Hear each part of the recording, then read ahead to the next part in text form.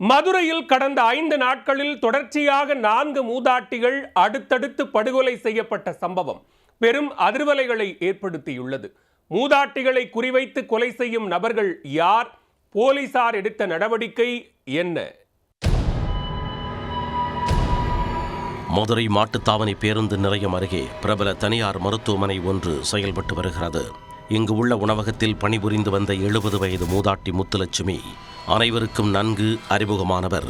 பார்த்ததும் புன் சிரிப்புடன் நலம் விசாரிக்கும் மூதாட்டி வெள்ளிக்கிழமை காலை 6வது தளத்தில் இரத்த காயத்துடன் சடலமாக மீட்கப்பட்டது கண்டு மருத்துவமனை ஊழியர்கள் அனைவரும் அதிர்ந்து போயினர்.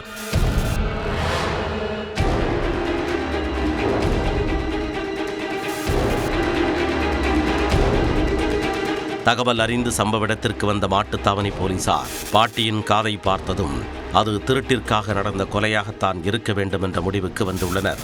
மூதாட்டியின் நகைகள் திருடு போயிருப்பதும் ஆய்வில் தெரிய வந்தது. மூதாட்டி கொலை செய்யப்பட்ட சம்பவம் மதுரை மாவட்டத்தில் மிகுந்த முக்கியத்துவம் வாய்ந்த சம்பவமாக பார்க்கப்படுகிறது.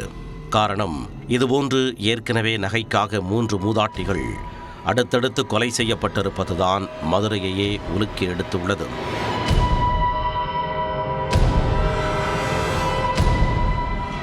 கடந்த ஜூலை 8ஆம் தேதி மதுரை திருமங்கலம் வாகைக்குளம் மாயோன் நகர் பகுதியில் உள்ள வீடு ஒன்றில் தனியாக இருந்த மூதாட்டி காசம்மாள் கழுத்து அறுக்கப்பட்ட நிலையில் சடலமாக மீட்கப்பட்டார். அவரது வீட்டில் இருந்த 65 பவுன் நகை காணாமல் போயிருந்தது. கடந்த 10ஆம் தேதி இரவு மதுரை மாவட்டம் மேலூர் கச்சிராயன்பட்டியில் பாப்பு என்கின்ற மூதாட்டி கச்சிராயன்பட்டி பேருந்து நிலையத்தில் வெட்டி படுகொலை செய்யப்பட்டார்.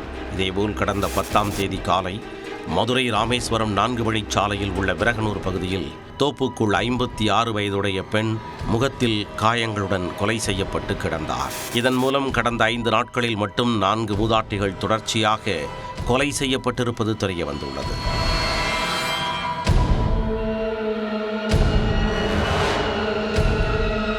மூதாட்டிகளை குறிவைத்து கொலை செய்யும் நபர்கள் யார்?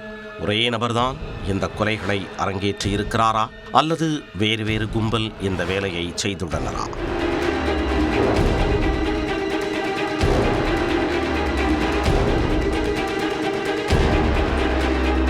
கொலையாளிகளை பிடிக்க போலீசார் இதுவரை என்ன நடவடிக்கை எடுத்துள்ளார்கள்? அடுத்த கொலை அரங்கேறுவதற்குள் கொலையாளிகள் பிடிக்கப்படுவார்களா? நடைபெற்ற 4 கொலைகள் தொடர்பாக இதுவரை எந்த ஒரு குற்றவாளியையும் காவல்துறையினர் கைது செய்யாத நிலையில் மதுரையில் தனியாக வாழும் மூதாட்டிகள் உயிரை கையில் பிடித்துக் கொண்டு வாழும் சூழலுக்கு தள்ளப்பட்டுள்ளார்கள். சர்வ சாதாரணமாக கொலை செய்யும் குற்றவாளிகள் கடுமையாக தண்டிக்கப்படுவார்களா?